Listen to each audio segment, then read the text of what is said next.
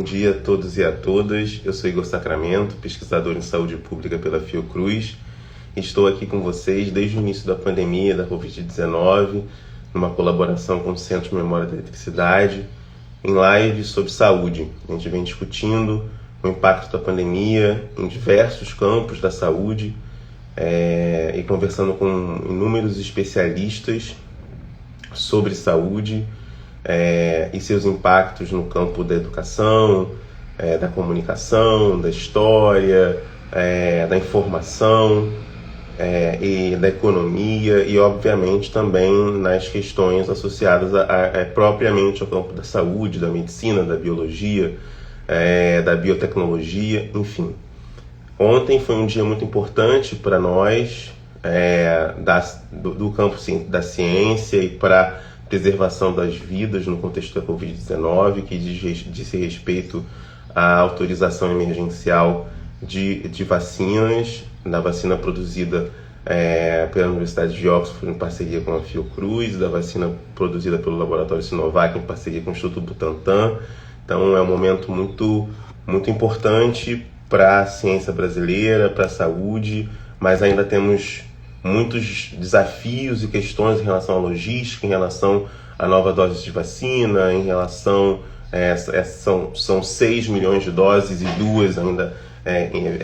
duas da vacina de Oxford que estão chegando, ainda há muitos desafios em relação à logística do processo de vacinação e da autorização emergencial, mais uma vez, para as vacinas serem produzidas aqui, insumos necessários para que as duas vacinas possam ser produzidas no Brasil, mas certamente é uma notícia boa que demonstra um avanço.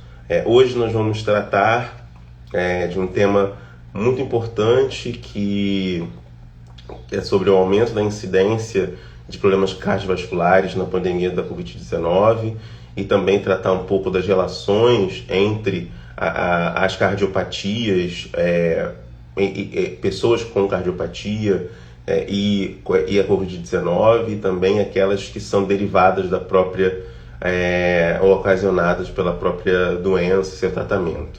É um prazer hoje contar com a presença do médico e professor Bruno Ramos Nascimento, é graduado em Medicina pela Universidade Federal de Minas Gerais, com residência em Clínica Médica no Hospital da Polícia Militar de Minas Gerais e em Cardiologia no Hospital das Clínicas da UFMG.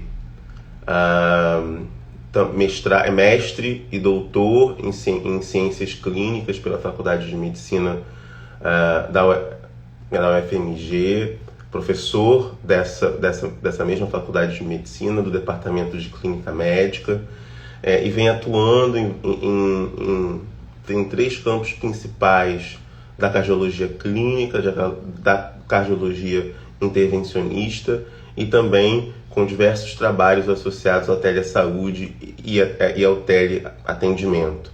Ele vem atualmente coordenando alguns projetos desde 2020 que envolvem a Covid-19 e a gente vai conversar um pouquinho sobre isso, sobre a experiência dele de pesquisa e alguns resultados que ele já tem nesse momento, tá bom?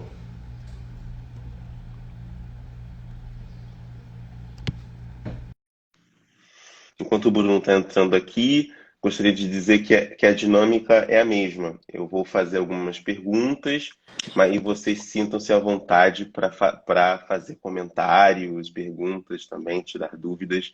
Bom, Bruno, mais uma vez, muito obrigado por ter aceitado participar dessa conversa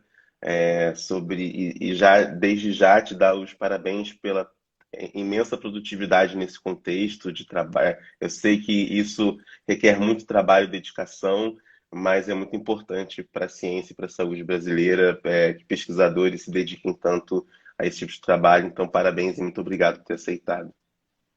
Bom dia a todos. Em primeiro lugar, gostaria de agradecer muito pelo convite. Para mim é uma alegria, uma honra participar aqui dessa conversa com vocês e poder discutir um pouco, né, dessa temática tão importante aí e de um aspecto, às vezes, um pouco menos discutido da Covid, a relação dela com as doenças cardiovasculares, né? E de formas diferentes, a gente sabe que a doença vem afetando os padrões de mortalidade, né? Tanto no Brasil quanto fora, né? A gente tem visto assim, que algumas métricas elas têm trazido informações importantes para a gente, como, por exemplo, o excesso de mortalidade, mostrando que muito mais do que só infecção viral, né, a pandemia, o contexto de pandemia impacta a saúde pública e também privada em diversos aspectos, né? Então, mais uma vez, muito obrigado pela oportunidade. Bom, não, a gente que agradece, com certeza. A primeira pergunta que eu queria fazer é um pouco mais biográfica. Queria que você contasse um pouco da sua trajetória, tanto profissional quanto como pesquisador. Eu já falei um pouco das áreas que você, principais, né, das áreas que você atua, mas se quiser falar um pouco mais, né, do seu trabalho e da sua pesquisa, fique à vontade. Então, como você disse, aí, a minha formação ela é praticamente toda na UFMG. Gostaria de pedir desculpas aí para os ouvintes, tem um certo barulho de fundo aqui, uma obra aqui perto do hospital, mas é uma coisa que acontece, né?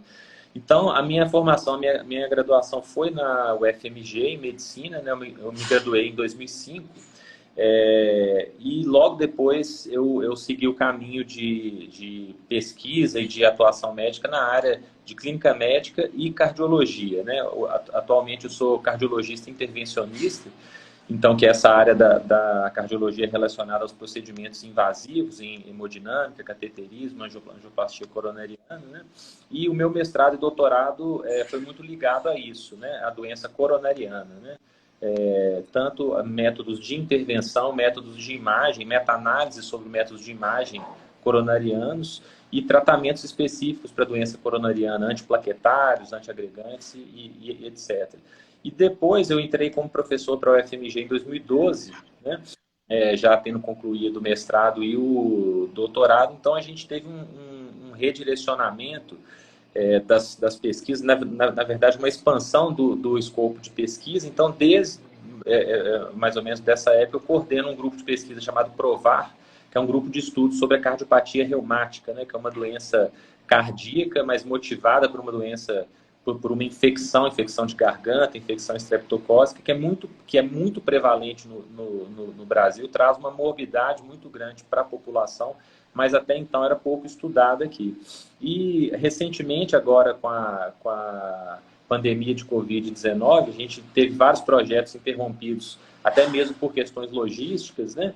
E, na verdade, o contexto de pesquisa ele pede que a gente se readapte, assim, né? Então, Uhum. vários esforços e recursos foram redirecionados para a pesquisa de Covid. Então, eu tive a oportunidade, junto com o grupo do qual eu faço parte, agradeço muito a eles por isso, de participar de estudos sobre o Covid, estudos epidemiológicos, né? A gente vai conversar um pouco aqui, estudos sobre doença cardiovascular na Covid a partir do registro civil brasileiro, excesso de mortalidade por raça relacionada à Covid também a partir do registro civil, um programa de rastreamento de doença cardíaca através do ecocardiograma em pacientes críticos com Covid, nas unidades Covid-19 aqui de Belo Horizonte, e dentre outros projetos na área, e também envolvendo a avaliação sobre qual que é o impacto dos serviços de medicina na saúde privada sobre os desfechos dos pacientes sob risco de Covid-19. Então, a pesquisa, eu acho que é muito isso, né? A pesquisa existe de forma acadêmica, mas ela tem que existir de uma forma muito integrada com as Uhum. necessidades de saúde e para as perguntas que a saúde das populações requerem. Então, a gente entrou num momento onde as respostas aí sobre a Covid são cada vez mais fundamentais, né? Exatamente. Você tem, pode me corrigir se eu estiver errado, se for mais, mas atualmente dois projetos está coordenando especificamente em relação à Covid. Queria que você falasse um pouquinho deles, desses projetos de pesquisa que você vem coordenando e como você disse, né?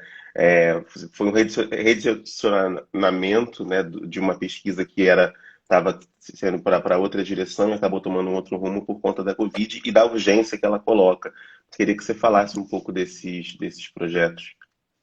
Então, na verdade, dois projetos principais e outros dois projetos em paralelo. Então, a gente tem feito um estudo que é parte desse estudo que originalmente era destinado à cardiopatia reumática, chamado PROVAR, né? Que é um financiamento privado de pesquisa do exterior, junto com o financiamento local da nossa agência estadual, que é a FAPEMIG aqui. Então, o que a gente tem feito, né, é fazer uma avaliação cardiovascular através de ecocardiograma em pacientes internados com a Covid-19, né, em 2 unidades aqui, o Hospital das Clínicas da UFMG, principalmente o Hospital Eduardo de Menezes, o Hospital de Doenças Infecciosas da Fundação Hospitalar aqui de Minas Gerais. Então, a gente vai até esses hospitais, a gente desenvolveu um certo expertise com a realização de ecocardiograma, né, que é o ultrassom do coração, com uma metodologia mais, que a gente chama de mais focada, né, são protocolos onde a gente consegue fazer uma aquisição mais rápida apenas das imagens fundamentais para a interpretação daquilo ali, porque a gente vê que existem 2 contextos no paciente com Covid-19 que parecem impactar muito o prognóstico. Seria a Covid se desenvolvendo em pacientes com alterações estruturais do coração já pré-existentes, né, pacientes que têm infarto prévio, insuficiência cardíaca, doenças vasculares prévias. Isso parece aumentar muito a morbidade e a mortalidade. E um segundo ponto, que são as alterações que se desenvolvem no coração e na circulação pulmonar em decorrência do Covid, principalmente das formas mais graves de Covid. Então, a gente faz esse protocolo de ecocardiografia nesses pacientes e a gente identificou alguns preditores, né? Esse trabalho está em revisão agora, mas a gente pode adiantar que a gente identificou preditores no ecocardiograma, que são preditores independentes, que a gente chama de mortalidade intra-hospitalar desses pacientes. Então, o acometimento do ventrículo direito, né, a disfunção do ventrículo esquerdo, eles estão associados à mortalidade de forma independente, inclusive, dos fatores de risco, né, das variáveis clínicas, né? Mesmo quando a gente ajusta pelas variáveis clínicas, o eco ele parece apontar para uma direção de pior prognóstico. Então, esse exame, como ele é um exame, primeiro, ele é mais rápido, ele pode ser feito à beira do leito, e o protocolo simplificado ele pode ser, inclusive, ensinado para o médico intensivista ou para o clínico que cuida do paciente, para não ser necessário uma equipe adicional ir ao local para fazer esse exame. Então, isso reduz o risco de contaminação e o risco de outros problemas. E os dispositivos, os aparelhos que nós utilizamos para esse rastreamento, eles são aparelhos que são portáteis na forma de um laptop ou até ultra portáteis, né, na forma de um smartphone maior, por exemplo, né, que são aparelhos que permitem aí a fácil higienização, transporte através das unidades e aquisição desses protocolos, né? Então, esse é um projeto, que é o rastreamento ecocardiográfico dos pacientes com Covid-19 moderada ou grave, né? Os resultados são basicamente esses. O segundo projeto é um projeto ligado ao Ministério da Saúde, né? Esse projeto está numa fase bastante inicial, porque as respostas dele dependem de uma amostra de pacientes muito grandes, que é um projeto ligado à rede de teleassistência, né? Que é uma rede ligada às universidades federais, que tem um hub muito forte aqui na Universidade Federal de Minas Gerais, onde a gente faz o segmento à distância, o segmento por telemedicina, dos pacientes com Covid-19 suspeita ou confirmada, submetidos aos diferentes tratamentos propostos aí. Porque a gente sabe que, apesar de existir aí um gap na evidência sobre diferentes tratamentos, né? A cloroquina, os compostos de cloroquina, diferentes antibióticos, existe muita controvérsia aí, no país inteiro, e são tratamentos ainda prescritos. Então, a gente está fazendo uma avaliação, vão ser quase 7.000 pacientes avaliados à distância, onde o médico manda o eletrocardiograma pré e pós a prescrição desses medicamentos, e a gente faz um segmento telefônico no 3º dia, no 14º dia, avaliando se algum desses tratamentos pode trazer algum prejuízo do ponto de vista cardíaco, uma alteração eletrocardiográfica nova relacionada aos tratamentos específicos, né? O interesse principal é sobre os compostos de cloroquina, que, principalmente em doses mais altas, eles estão associados a alterações no eletro, prolongamento intervalo QT e outras alterações que potencialmente podem trazer algum risco para o paciente. Porém, a gente não tem clareza, né? A gente tem vários estudos mostrando que parece não haver benefício da prescrição dessas drogas sobre os desfechos dos pacientes com Covid, mas a gente ainda não tem uma resposta se pode ter havido algum malefício em relação à indústria de alterações de eletro e tudo mais. Em paralelo, a gente tem um projeto junto com uma operadora, a maior operadora de saúde aqui de Minas Gerais, que é a Unimed BH, que ela implantou muito precocemente, mesmo no contexto do Brasil todo, um serviço de teleatendimento, né, de telemedicina para os pacientes com Covid-19. Então, com isso, o objetivo era reduzir a necessidade dos pacientes, principalmente aqueles com sintomas leves e moderados, de ir até o serviço de saúde, né? Eles poderiam ter as dúvidas sanadas por aplicativo e por interação por telemedicina com os médicos. Então, esse é um outro projeto. A gente viu que esse serviço muito amplo de telemedicina, que hoje já tem mais de 100 mil teleconsultas, né? Ele reduziu muito a necessidade dos pacientes procurarem a rede de atendimento e isso desafogou os sistemas de saúde que já estavam sobrecarregados com aqueles casos graves, né? Aqueles casos que realmente precisam de atendimento médico. Então, e isso está publicado já no Journal of Telemedicine and Telecare, mostrando isso, né? A partir dessa implantação, o resultado foi muito positivo. O índice de utilização da telemedicina é alto e reduz a necessidade do paciente tirar uma dúvida e procurar um médico presencial. Com certeza. Bruno, você estava falando, estava anotando algumas coisas que achei interessante, porque o quanto que a ciência, particularmente as ciências médicas, avançaram nesse contexto em relação à Covid-19. Se a gente pensar, são 10 meses, mas há um avanço enorme em relação a isso, tanto desde a observação inicial de uma doença viral, com implicações sobretudo respiratórias, e depois percebendo, né, como você bem mostrou, as implicações cardiovasculares ainda, outros colegas observando as implicações renais, inclusive, dermatológicas. Eu cheguei a ler um artigo em relação a isso. Quer dizer, já há um avanço um certo acúmulo já de conhecimento por conta desse esforço coletivo. Muitos passaram a pesquisar isso para tentar encontrar alguma resposta. O que eu fiquei querendo saber se é já possível afirmar que em alguns casos, como você tem um padrão do vidro fosco, digamos assim, pulmonar, né? Fazendo um paralelo, é possível encontrar um padrão de alteração que no ecocardiograma que faça com que se identifique esse padrão como sendo associado com a Covid-19.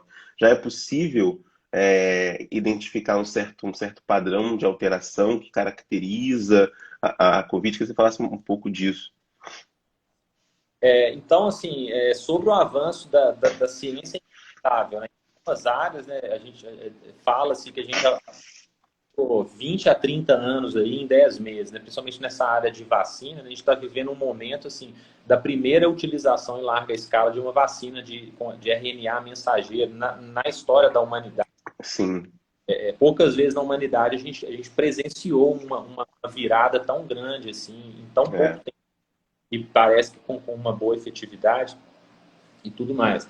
E sobre a questão do ecocardiograma na Covid-19, a gente não tem um padrão no ecocardiograma que seja um padrão que facilite, que faça o diagnóstico de uma Covid-19, seja ela mais leve ou mais avançada. Mas a gente tem alguns padrões bem definidos, né, que mostram que essa Covid-19 pode ter e provavelmente está tendo uma evolução mais desfavorável, né, com risco maior de complicações e de desfechos graves, né, intubação, necessidade de ventilação mecânica prolongada e óbito no hospital. Então, o que seriam esses padrões? A gente foi interessante que no nosso estudo a gente utilizou o mesmo dispositivo para fazer, o mesmo aparelho ele pode ser utilizado para fazer o ecocardiograma e você pode fazer o ultrassom de pulmão com o mesmo aparelho. Então, ele te dá uma informação até adicional,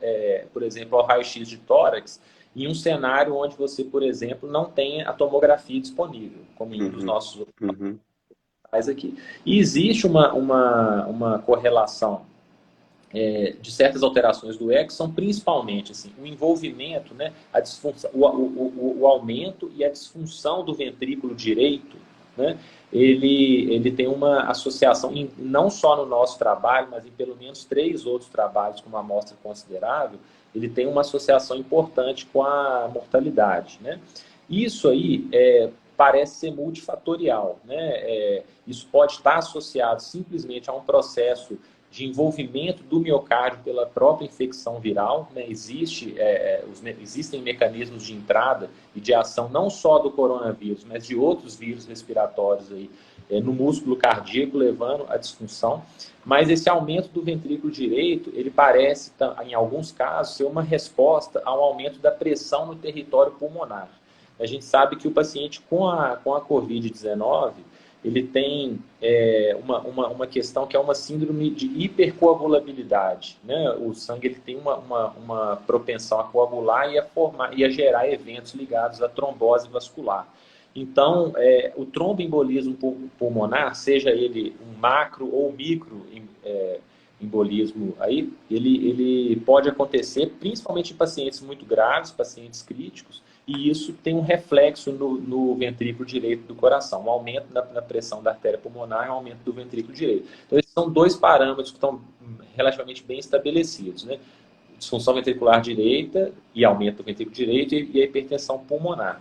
Alguns trabalhos mostram também que o ventrículo esquerdo está associado também a um pior prognóstico. Nos nossos dados, a disfunção ventricular esquerda, a queda do que a gente chama de fração de ejeção, né, que é o potencial que o ventrículo esquerdo tem de ejetar o sangue a cada sístole dele, né, essa queda da fração de ejeção também é um marcador prognóstico aí importante. E que tem correlação com outros dados, né, esses marcadores do ecocardiograma de prognóstico, eles se correlacionam, por exemplo, com as alterações no ultrassom de pulmão. Né? Quanto mais o paciente tem alterações pulmonares, maior é a propensão dele de ter essas alterações eletrocardiográficas.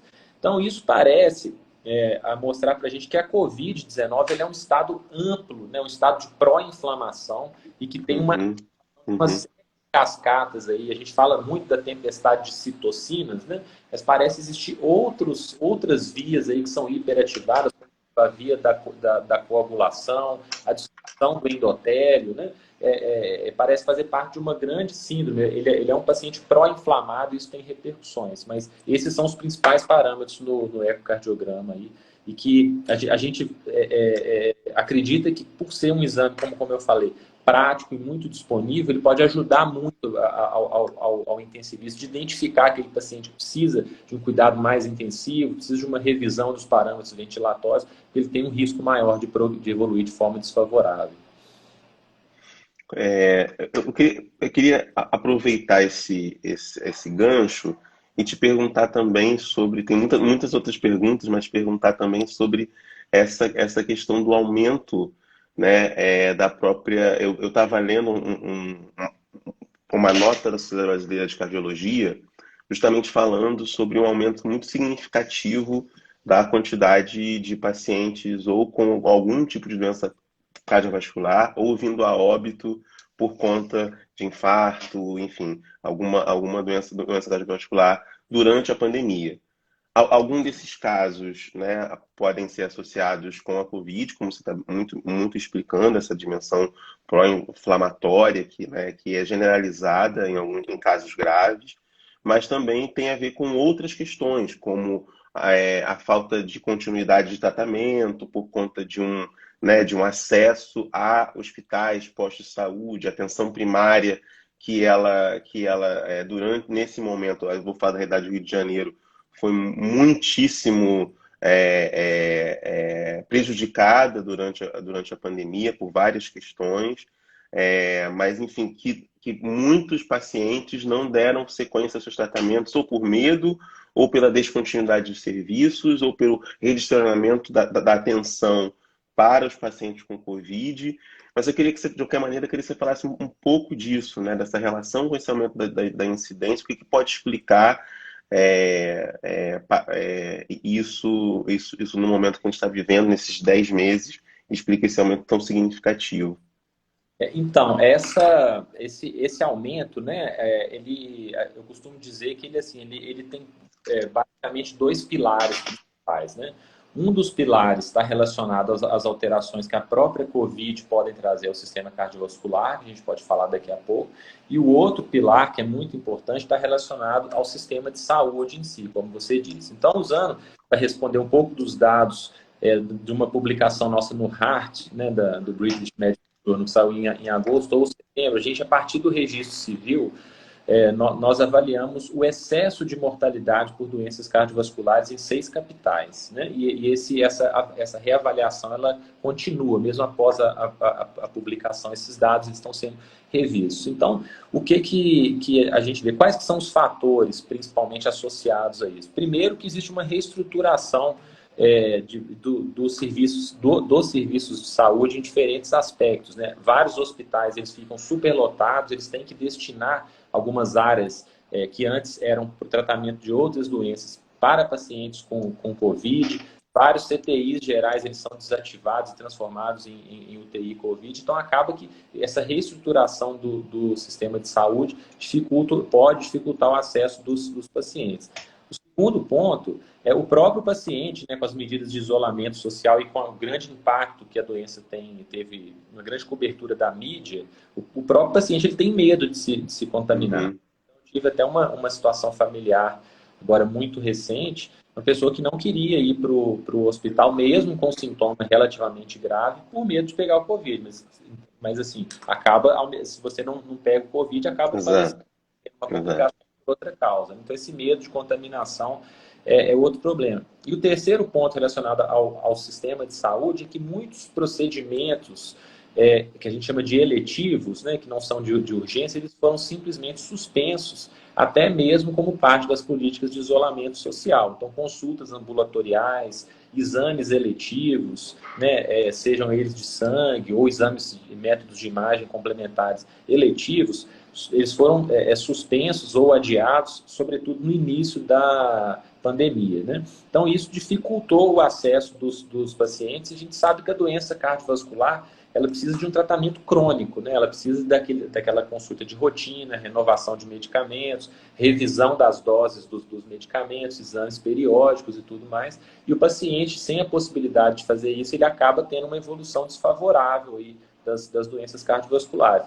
E existem ainda, né, as manifestações agudas das doenças cardiovasculares, o infarto, o derrame, né, o que é o AVC e tudo mais. Então, esses pacientes, muitas vezes, a gente viu vários casos, eu costumo até mostrar um caso particular que eu fiz de um paciente, que eu vou contar aqui, mas às vezes pacientes com sintomas graves, tipo dor no peito, falta de ar grave, sintomas, né, alterações motoras, potencialmente ligadas a um AVC, elas deixam de procurar ou atrasam muito a procura pelo serviço de saúde, pelo medo e pelo receio de pegar o Covid, ou então pela própria dificuldade de acesso ao serviço. Chega num pronto atendimento, ele está lotado de paciente com síndrome respiratória, e isso gera uma dificuldade, um receio de acesso às pessoas. E o acesso tardio, nesses casos agudos, aí, ele é terrível, né? Ele piora muito o prognóstico e reduz as chances de que um tratamento seja instituído no momento adequado, para evitar sequelas e tudo mais. Então, os nossos dados eles mostraram, primeiro, nas regiões mais impactadas pela Covid, onde houve um colapso do sistema de saúde, um significativo excesso de mortalidade por doenças cardiovasculares agudas, né? Principalmente o que a gente chama de síndromes coronarianas agudas, né? Das quais o infarto faz parte, e AVC também. E isso aconteceu de uma forma muito marcante em Manaus e Belém, que foram duas das capitais avaliadas. E houve essa tendência em algumas capitais do Nordeste também. E uma outra tendência que nós observamos a partir desses dados é que em outras capitais, em outros locais, houve um aumento também do que a gente considerou de causas cardiovasculares inespecíficas, né? Que são aqueles diagnósticos, né, que nós estudamos o registro civil, ou seja, as declarações de óbito emitidas no Brasil nesse período aí. Então, muitas vezes o óbito ele não era declarado como uma causa cardíaca específica, cardiovascular, AVC ou infarto, mas era um óbito em um paciente com múltiplas comorbidades, com múltiplos eventos cardiovasculares, como aquelas causas subjacentes. Então, esse aumento levou a gente a pensar que provavelmente esses pacientes eles iam a óbito mesmo antes de terem um diagnóstico confirmado da doença cardiovascular. Então, o médico pode ter dado esse atestado relatando essas doenças pré-existentes, mas o diagnóstico final, AVC, infarto, angina instável, ele não conseguiu chegar a esse diagnóstico por apresentação tardia ou pelo paciente não ter procurado o serviço de saúde.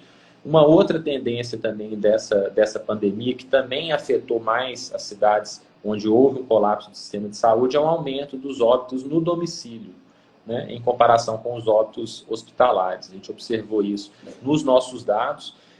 A gente tem observado isso também no sistema privado, principalmente isso foi observado nas fases mais graves da pandemia aqui, né, maio, junho, julho, tudo.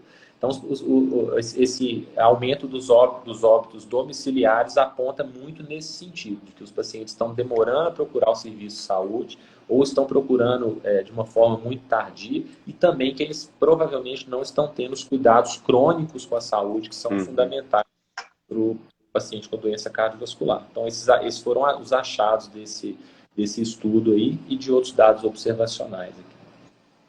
Muito, muito interessante, assim, ainda mais trabalhar com registro civil, né, de mortes, tá muito, muito interessante a abordagem. Você falou em dois pilares, né, esse do sistema de saúde, que envolve todas essas práticas de cuidado e tratamento, etc., em alguns casos da impossibilidade ou abandono do tratamento por medo, como você bem colocou, mas tem um outro pilar que é a Covid. Quais foram os achados que vocês tiveram em relação a observar esse maior excesso, né, usando o termo que vocês estudaram no artigo, esse excesso de mortalidade associado ao avanço da pandemia, particularmente no momento que vocês analisaram, era um momento muito crítico também da pandemia. Agora a gente está vivendo um outro momento crítico também, mas aquele também foi um momento muito crítico. Então, de que maneira, né, vocês observaram algum tipo de relação entre esse excesso de mortalidade por doenças cardiovasculares com a Covid-19? Então, primeiro, assim, essa opção por usar essa métrica, né, de excesso de mortalidade, ela é muito informativa, né? Porque a gente pega a série histórica, né? Existe uma série histórica de todos os países. Quais seriam as taxas de ocorrência desses eventos anuais médias, né? Assim, a partir do que acontecia nos anos passados. Então, isso tende a ter uma certa estabilidade, a não ter uma alteração abrupta ao longo do tempo. O que a gente viu foi que 2020 mudou completamente essas taxas, né? Então, apareceu esse excesso de mortalidade, ou seja, mortes além do que era previsto a partir da série histórica que o país tem. E então, o segundo pilar responsável por isso, né, além dos prejuízos ao sistema de saúde, que eu mencionei agora há pouco, seriam alterações diretas, né? Além de toda essa dificuldade, as alterações diretas que o vírus pode causar ao sistema cardiovascular. Algumas são melhor descritas, né? São bem estudadas já.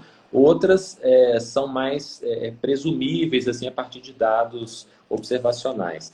Então, o que acontece? Primeiro, que a COVID ela parece afetar o sistema cardiovascular de diferentes formas. Existe a própria forma cardíaca, que a gente chama da COVID, que pode afetar aí 15% a 20% dos pacientes, principalmente aqueles com formas graves, que ela pode decorrer, inclusive, da invasão de células miocárdicas pelo próprio vírus, né? Existem vias, né, a via da enzima conversora de angiotensina e outras, permitem essa invasão, gerando uma disfunção cardíaca direta pelo próprio vírus, né? Uma segunda via seria a precipitação de eventos cardiovasculares a partir do próprio estado pró-inflamatório, né? Então, a liberação de citocinas e de certos mediadores eles aumentam a demanda do sistema cardiovascular, né? Existe uma sobrecarga, né? O paciente, ele frequentemente está mais taquicárdico, ele é um paciente que tem manifestações inflamatórias, ele pode estar hipotenso, ele pode ter queda da pressão arterial em decorrência dessa infecção, ele pode estar hipoxêmico, né? Ou seja, ele pode estar com uma oxigenação sanguínea baixa. Isso leva a uma sobrecarga global do sistema cardiovascular, que pode precipitar esses eventos agudos também, né?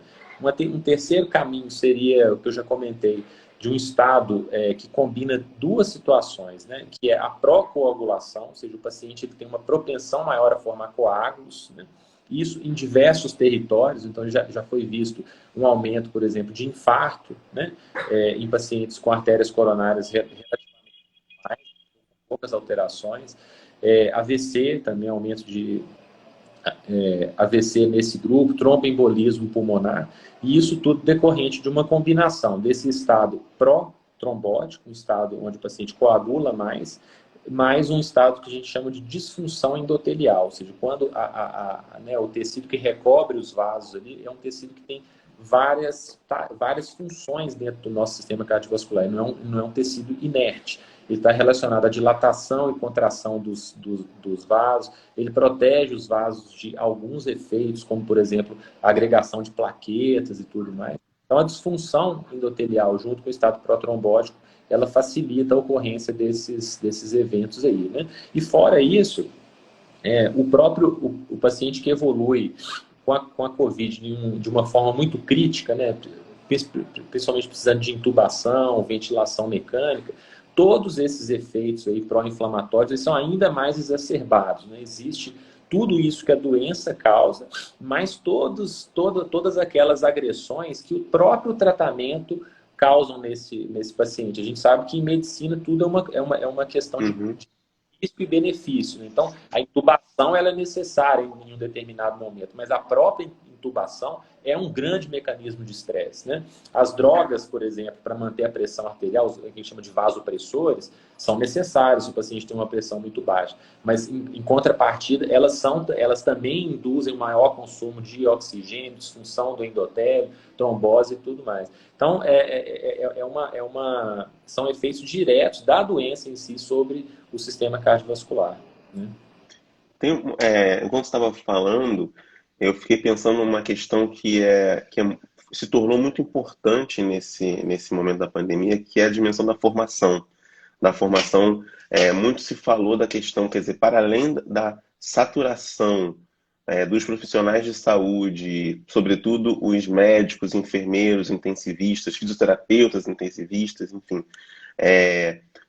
se colocou muito uma questão que acho que ela é fundamental, que é a questão da formação, da especialidade. Isso acabou sendo tratado na mídia, quer dizer, não basta ser médico, ou ser cardiologista, ou ser pneumologista, etc. Tem uma formação específica para atuar com UTI, né? Não basta ser enfermeiro, etc. Isso coloca uma questão para o SUS, de maneira geral, né? Da necessidade de formação para enfrentar esse momento, porque a gente viu, num contexto como esse, não vi alguma pesquisa em relação a isso, mas pelos colegas e com a conversa e tal, não são só especialistas que estão atuando na UTI e na linha de frente. Nesse caso, são pessoas que estão aí se dedicando a esse processo. Aí eu queria que você falasse um pouco disso, da importância da formação específica, né, e dos desafios de lidar nesse momento com uma crise enorme que faz com que até mesmo os não especialistas tenham que atuar por conta da necessidade de salvar vidas, né, que é preemente, queria que você falasse um pouco dessa, né, qual que é o lugar da formação e o que a gente pode tirar, né, desse contexto tão terrível de experiência positiva para pensar em formação de novos médicos, enfermeiros, fisioterapeutas, intensivistas, a importância que isso é. Então, essa pergunta é muito, muito interessante porque a pandemia, ela expôs, né, de diversas formas aí, diferentes aspectos da formação dos profissionais de saúde. Então, ela expôs diversas fraquezas, diversos pontos a serem melhorados nisso aí, né? Então, no que está relacionado à terapia intensiva, de uma hora para outra houve uma grande necessidade de médicos. Assim, a demanda pelo médico, de uma forma geral, ela cresceu de Sim. muito rápido e num curto espaço de tempo aí. E principalmente para a atuação na linha de frente, especificamente na terapia intensiva, né? O paciente com Covid ele é um paciente de tratamento muito difícil, né? Que ele requer um domínio amplo de de determinados tópicos aí em medicina de emergência e terapia intensiva, que só são plenamente dominados por quem teve uma formação específica, né? Então, ventilação mecânica com parâmetros avançados, né? O tratamento formas específicas de ventilação, ventilação em prona, né, com paciente de bruço, esse balanço entre o uso de drogas vasopressoras e vasodilatadoras em diferentes contextos. Então, isso precisa de uma formação muito específica. Isso expôs uma situação que o Brasil ele teve um aumento muito expressivo aí do número de vagas em faculdades de medicina, né? Nos últimos anos, a gente sabe que teve uma explosão muito grande. E isso não se acompanhou de um aumento de vagas, de disponibilidade de vagas para residência médica, sobretudo em Uhum. algumas áreas, né? Uhum. Terapia intensiva é uma delas, mas a gente poderia usar o exemplo de várias outras. Então, isso gera um mismatch muito grande. Você tem um médico no mercado, mas quando você precisa de uma habilidade específica dele, né, principalmente numa situação de guerra como essa, você acaba não tendo esse profissional, então acaba tendo que ser feita alguma improvisação, né? Isso sem tirar o mérito das pessoas que Claro, atuaram claro.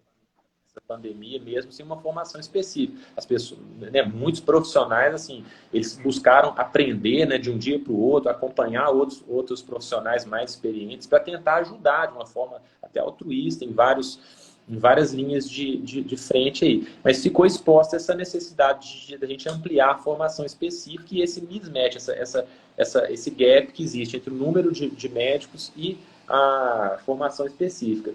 Também como em outros aspectos da pandemia, houve um avanço em determinadas áreas nesse período. Por exemplo, houve várias rediscussões sobre a formação do cardiologista em terapia intensiva. A Sociedade Brasileira de Cardiologia, por exemplo, ela aprovou essa formação específica, né? Discussão sobre ampliação de vagas de residência médica, né? Uma discussão sobre também a fixação do médico em um local de trabalho, né? Porque cada vez mais percebe-se que o médico ele se fixa mais onde existe a residência médica que ele fez do que onde ele fez a faculdade em si. Então, Uhum. a interiorização dos cursos de medicina, ela nem sempre resulta na interiorização do médico, né? Ele faz o curso de medicina naquele local e acaba indo fazer uma formação específica, né? Por exemplo, terapia intensiva em outro local, e numa capital, ele faz o curso no interior, por exemplo, ele precisa de para uma capital fazer a sua formação específica, acaba ficando lá, né? Então, isso é outro aspecto que passou a ser discutido, que precisa se avançar muito nisso aí, né? Como tornar a distribuição do serviço médico e de enfermagem, fisioterapia, todas as áreas, dar um subsídio para que a distribuição seja mais equânime, né, mais igualitária ao longo do território. A gente sabe que existe uma grande concentração em grandes centros urbanos e capitais, e interiorizar a faculdade em si parece que não é a solução para isso, né? A gente precisa Uhum. interiorizar a formação específica, né? Residência médica, residência em enfermagem, formação específica em fisioterapia e dar condições, né? Um plano de carreira e condições para que esses profissionais continuem naqueles locais ainda sem muito acesso, interior principalmente. Muito interessante isso que você colocou. E tem um outro dado que chama atenção, que eu tanto li, agora eu não me lembro se eu li no artigo de vocês ou se eu li nessa nota da Sociedade Brasileira de Cardiologia, em relação à falta de equipamentos em muitos municípios do país, em relação do ecocardiograma, quer dizer, e quando você coloca essa questão da interiorização, né, que ela tem uma importância, mas não é só do ensino, é também das especialidades e também do acesso, inclusive, a meios, tecnologias para se produzir diagnóstico. Isso também. Então, você tem várias unidades de saúde no Brasil, especialmente no interior, pelo que eu pude observar, que não tem um equipamento de eco, por exemplo. Né? E isso dificulta muito as formas de tratamento, ou às vezes um município inteiro tem um só. Quer dizer, então, isso dificulta muito essa, digamos, como você falou, essa a equidade do tratamento de doenças cardiovasculares, que pode sim ter se acirrado nesse, nesse contexto. Eu queria que você falasse um pouco, porque você está. Vou fazer duas perguntas em uma, né? Uhum. Uma é que tem a ver com esse projeto que você, o segundo, né, que você falou dessa questão da ultrassonografia portátil como forma de suporte para a telemedicina, né? Que eles façam um pouco desse projeto. E o outro é a importância do fortalecimento do SUS para o acesso a serviços de saúde, de um modo geral, mas particularmente em relação às cardiopatias, que assim, em dados epidemiológicos vem aumentando muito mais a população, né, brasileira, particularmente, que sofre com esse tipo de doenças, desde as mais, digamos assim, menos complexas até as mais complexas, né? Então, queria que você falasse um pouco disso e como tecnologias como essa, né, então são três em uma, Bruno, desculpa, e como tecnologias como essa podem contribuir para esse acesso, né, essa dimensão a ultrassonografia portátil pode contribuir para esse acesso. De repente, num determinado município tem um médico não especialista em cardiologia, um clínico, por exemplo, mas que pode produzir esse tipo de exame assessorado por um colega de outra região, né, um cardiologista, etc. Queria que você falasse desses três aspectos que, na minha cabeça aqui, pareceram integrados e associados. Não sei se não fizer sentido, você pode me corrigir, fica à vontade. Não, mas é isso mesmo, né? Assim, essa questão de ter uma melhor distribuição de recursos de saúde, ela é preemente, ela é muito importante.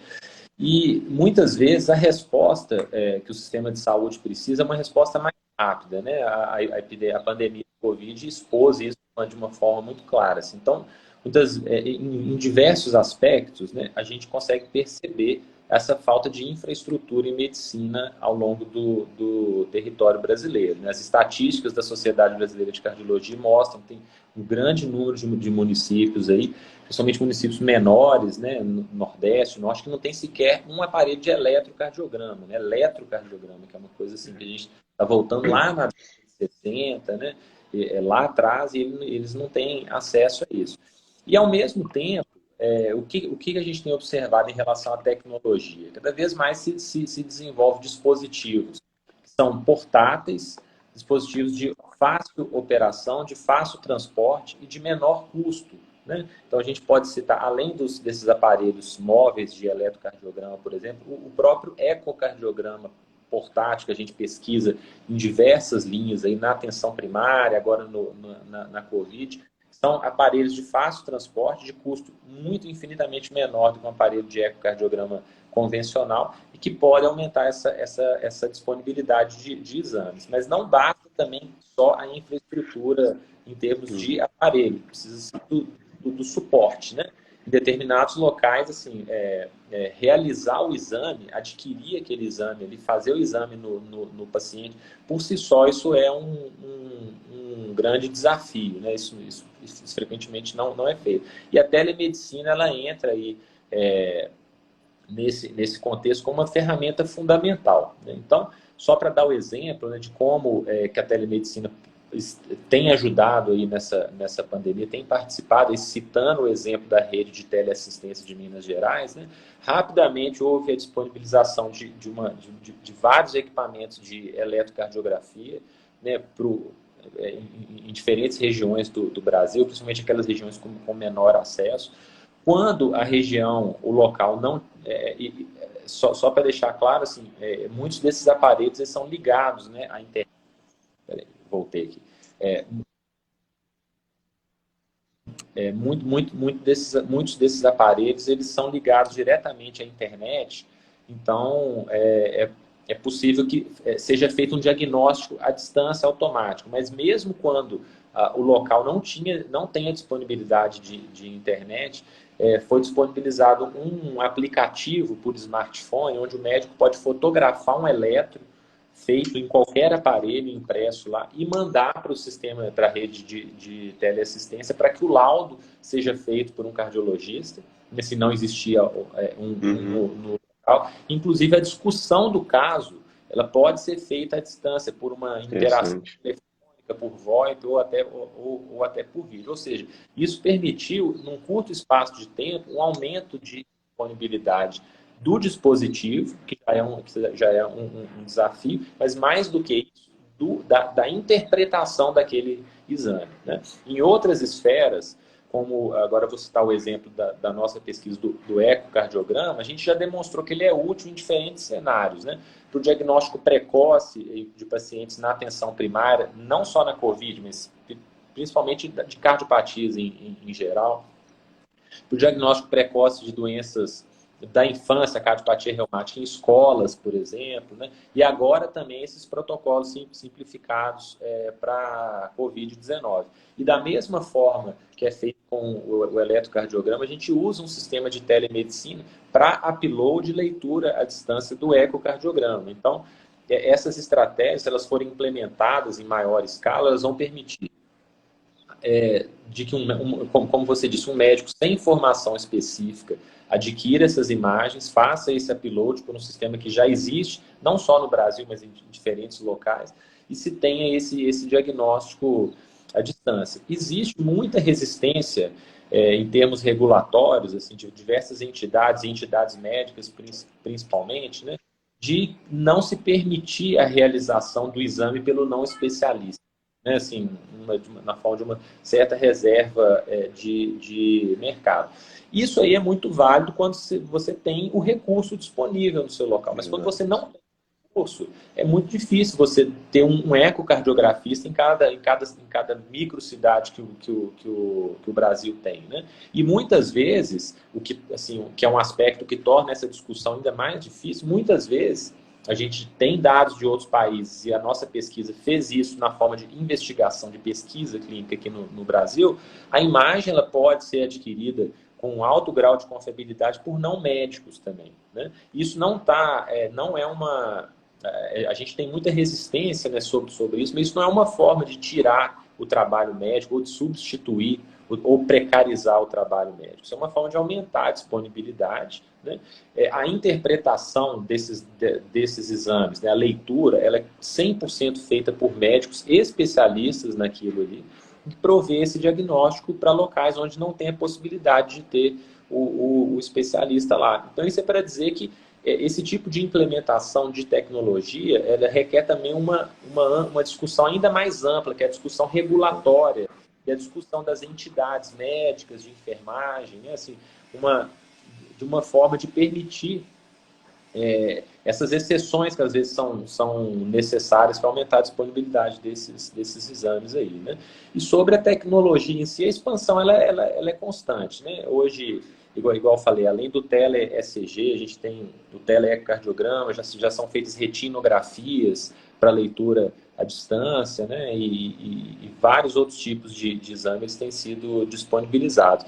E falando um pouquinho especificamente sobre o ecocardiograma, esse modelo de aquisição de imagem, o que a gente chama de scanner, né? Uma pessoa que vai lá simplesmente adquirir as imagens, ele é aplicado, inclusive, na prática clínica diária de outros países, como os Estados Unidos, por exemplo. Existe um não médico treinado especificamente, com uma formação formal para adquirir aqueles exames ali, e o ponto-chave, que é a interpretação e a conduta a partir daquelas imagens ali, é feita pelo médico, ou seja, não é de forma alguma substituição do trabalho médico, né? Só que isso tem que ser discutido de uma forma muito ampla, para que não haja também uma precarização da remuneração de trabalho em nenhuma das esferas e tudo mais. Então, acho que é isso. Ou eu deixei de responder algum ponto. Não respondeu todos. Eu coloquei muitas questões nesse final, mas de qualquer maneira eu gostaria de agradecer imensamente assim a sua participação mais uma vez, dar parabéns para você e para a equipe do Provar. para a produção de tantos artigos, tantas pesquisas importantes nesse momento que a gente está vivendo, e com tanta rapidez, né? Foram muitos artigos produzidos nesse momento, demonstra tanto a urgência quanto a necessidade, né, da circulação do conhecimento nesse momento de pesquisa. Então, dá parabéns para você e no seu nome também, né, de todos os outros pesquisadores do Provide. Agradecer muito você poder compartilhar com a gente seu tempo, a sua experiência, o seu conhecimento. Muito interessante. Sei que outros projetos aí estão em curso, e com certeza a gente vai continuar ouvindo sobre ele e lendo. E dizer a todos que estão aqui e os que vão assistir que daqui a pouco essa live vai ficar disponível no canal do IGTV e também no canal no YouTube. É muito importante, é parte desse projeto aqui de divulgação científica, para além da circulação de informações seguras, baseadas em evidências científicas, etc., que a gente tem feito aqui, é também uma forma de registrar para o futuro o que a gente está vivendo nesse contexto de pandemia, né, com essas lives aqui, e para que possa ser de acesso para outros pesquisadores querendo ver o que nós, daqui, sei lá, 10 anos, alguns 5 anos, tentar ver o que a gente está vivendo aqui. Então, Bruno, mais uma vez, muito obrigado pela participação, e a todos eu agradeço muitíssimo estarem aqui conosco de manhã.